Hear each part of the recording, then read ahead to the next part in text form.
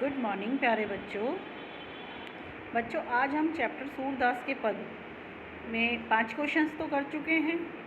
तो हम इसके अगले वाला जो छठा क्वेश्चन है उसको करेंगे। तो देखिए क्वेश्चन क्या है। कृष्ण के प्रति अपने अनन्य प्रेम को गोपियों ने किस प्रकार अभिव्यक्त किया है। कि अनन्य प्रेम यानी कि जिसका कोई अंत ना हो, वो बहुत ही गहरा प्रेम होता है, उसको यहाँ किस प्रकार व्यक्त किया है। तो इसकी कुछ उदाहरण देखिए। गोपियों ने कृष्ण के प्रति अपने अनन्य प्रेम को विभिन्न प्रकार से दर्शाया है। पहला देखिए, गोपियों ने अपनी तुलना उन चींटियों के साथ की है जो गुड़ अर्थात श्री कृष्ण की भक्ति पर आसक्त होकर उससे चिपट जाती हैं और फिर स्वयं को छुड़ा न पाने के कारण वहीं अपने प्राण त्याग देती हैं।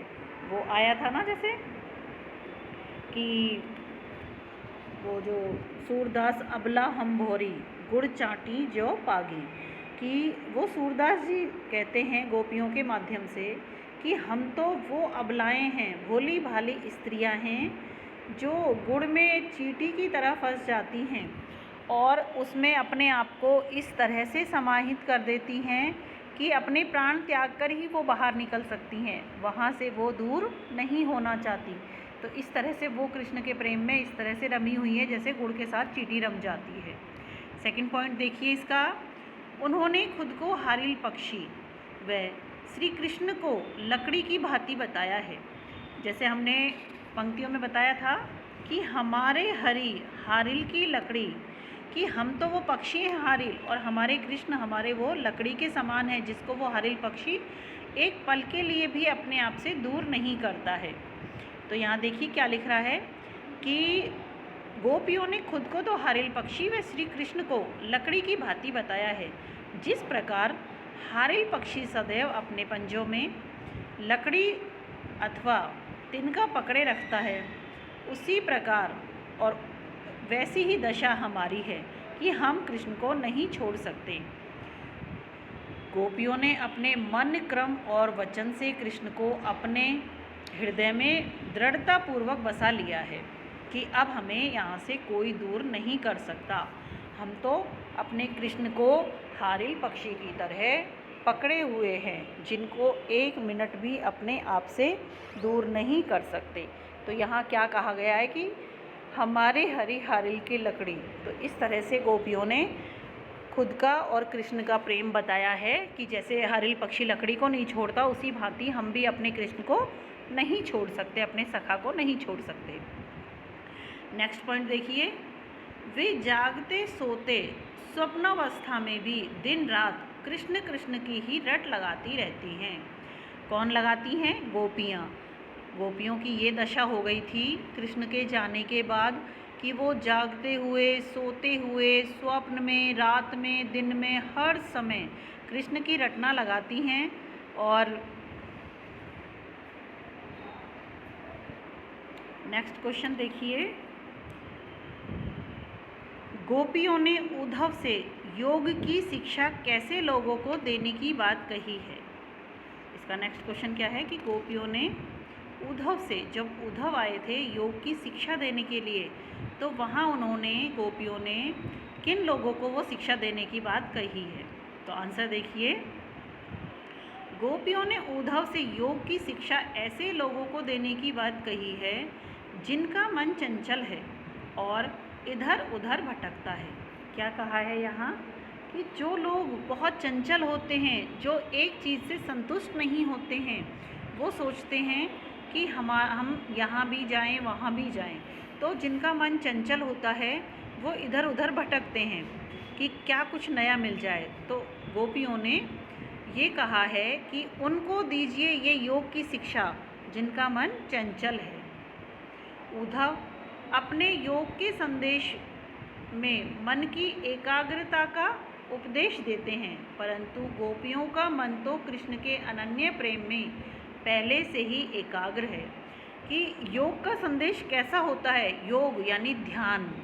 प्रभु का जब ध्यान लगाते हैं, आत्मा और परमात्मा को जोड़ते हैं, तो वो कहते हैं कि उसमें मन की एकाग्रता जरूरी होती है। तो गोपियाँ कहती हैं कि हमारा मन तो एकाग्र हो चुका है कृष्ण के साथ और कहीं हमारा मन मिल ही नहीं सकता। तो वो कहती हैं कि उन लोगों को दीजिए योग की शिक्षा जिनका मन चंचल है। हमारा मन तो कृष्ण में पूरी तरह से समाहित हो चुका है और उनके अनन्य प्रेम को वो एकाग्र होकर ही महसूस करती है। तो इसलिए अब देखिए, इस प्रकार योग साधना का उपदेश उनके लिए निरर्थक है कि हमारे लिए तो ये व्यर्थ का काम है, ये साधना तो तुम किसी और को सिखाइए, हम इस साधना के चक्कर में नहीं पड़ सकते, हमारे लिए तो ये बिल्कुल बेकार की चीज़ है। योग की आवश्यकता तो उन्हें है जिनका मन स्थिर नहीं हो पाता। इसलिए गोपियाँ चंचल मन वाले लोगों को योग का उपदेश देने की बात कहती हैं कि हमारा मन तो पूरी तरह से कृष्ण में समाहित हो चुका है, हम और कहीं ध्यान लगा ही नहीं सकते। ये योग की साधना उनको सिखाइए जिनका मन चंचल है। नेक्स्ट क्वेश्चन देखिए, प्रस्तुत पदों के आधार पर गोपियों का योग साधना के प्रति दृष्टिकोण स्पष्ट कीजिए। तो आंसर देखिए इसका, गोपियों ने योग साधना को निरर्थक बताया है।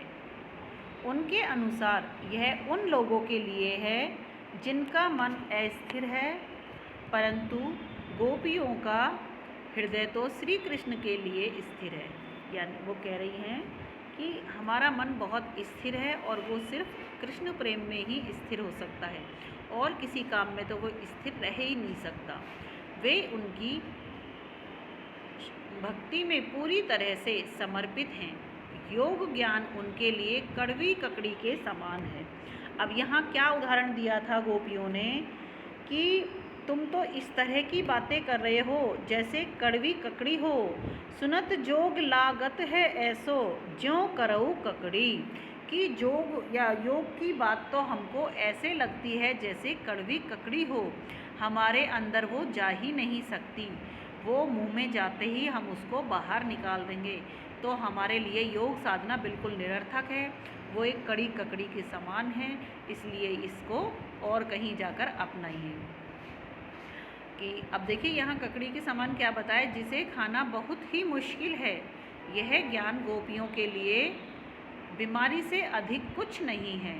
उन्होंने कहा था ना कि स्यों तू व्याधि हमको ले आए, कि तुम किस तरह की ये बीमारी हमारे लिए लाए हो, हमारे लिए तो ये बीमारी एक रोग है, ये योग साधना सिर्फ एक रोग है, बाकी हम इसके बारे में और कुछ नहीं कह सकते, ना ही हम इसको अपना सकते हैं।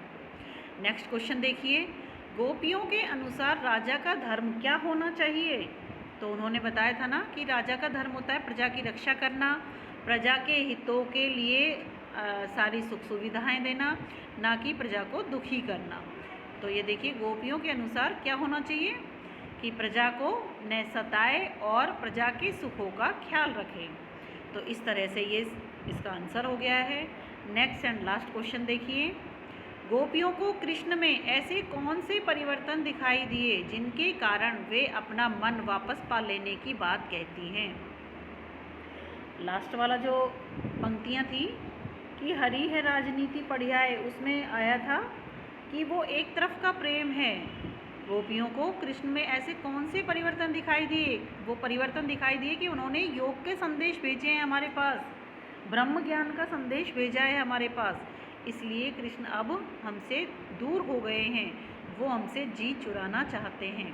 तो आंसर देखिए इसका, गोपियों को लगता है कि कृष्ण ने अब राजनीति सीख ली है, उनकी बुद्धि पहले से भी अधिक चतुर हो गई है। पहले वे प्रेम का बदला प्रेम से चुकाते थे, परंतु अब प्रेम की मर्यादा भूलकर योग का संदेश देने लगे हैं।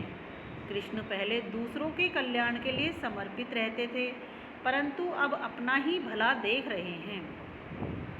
क्या कहना चाह रही हैं गोपियाँ कि पहले कृष्ण ऐसे नहीं थे, चतुर और चालाक तो वो पहले भी थे, लेकिन अब मथुरा जाकर उन्होंने किसी बड़े गुरु से कोई और ज़्यादा ग्रंथ पढ़ लिए हैं, जिससे उन्हें राजनीति आ गई है कि वो जिसके सामने जैसी बातें करना, गोपियों के सामने प्रेम की बातें करना और उद्धव के सामने योग की बातें करना, तो वो पहले से ज़्यादा चतुर हो गए हैं, अपनी अब वो मर्यादाएं भूल चुके हैं। पहले वे प्रेम का बदला प्रेम से चुकाते थे और अब प्रेम की मर्यादा भूलकर योग का संदेश देने लगे हैं। कृष्ण पहले दूसरों के कल्याण के लिए समर्पित रहते थे, परंतु अब अपना ही भला देख रहे हैं। तो वो किस तरह से व्यंग कस रही हैं उद्धव के माध्यम से कृष्ण तक पहुंचाने के लिए। उन्होंने पहले दूसरों के अन्याय से लोगों को मुक्ति दिलाई है। जैसे बहुत सारे ऐसे राक्षस थे जिनसे इनको मुक्ति दिलाई थी। एक मुर नामक राक्षस था, उसने 16,000 गोपियों को अपने पास कैद कर लिया था। तो वहाँ से भी कृष्ण हर रूप में वहाँ जाकर सारी गोपियों को उनसे उस मुर राक्षस से छुड़ा कर लाए थे। तो इस तरह से कह रही हैं कि पहले तो वो दूसरों को जैसे अन्याय से मुक्ति दिलवाते थे, परंतु अब नहीं। श्री कृष्ण गोपियों से मिलने के बजाय योग की शिक्षा देने के लिए उद्धव को भेज रहे हैं। तो ये तो बहुत ही गलत बात है। श्री कृष्ण के द्वारा इस कदम से गोपियों के मन को और भी आहत हुई है। कृष्ण में आए इन परिवर्तनों को देखकर गोपियाँ अपनों को श्री कृष्ण के अनुराग से वापस लेना चाहती हैं। क्या कह रही हैं गोपियाँ कि हमें भी अब कृष्ण से दूरी बना लेनी चाहिए। हमारे मन, क्रम और वचन में तो कृष्ण बसे हुए हैं, लेकिन हमें इस तरह से दुख प्रकट करके उन तक संदेशा नहीं पहुंचाना चाहिए। जब वो हमसे मुंह मोड़ रहे हैं तो हमें भी अब उनसे दूरी बना लेनी चाहिए, क्योंकि ये एक तरफा प्रेम है। हम तो उनसे प्रेम करते हैं, लेकिन कृष्ण हमसे अब प्रेम नहीं करते हैं। तो इस तरह से बच्चों आपको ये चैप्टर समझ में आया होगा। जैसे हमने व्याख्या कर ली है, 10 क्वेश्चंस कर लिए हैं। अब इसके 5 क्वेश्चन और बचे हैं, वो हम अपनी अगली क्लास में करेंगे। आप इनको ध्यान से पढ़ेंगे और नोट्स तैयार करेंगे और इनका जैसे अब नेक्स्ट क्लास के लिए फिर तैयार रहना और आप इनको अच्छे से लर्न करेंगे। धन्यवाद।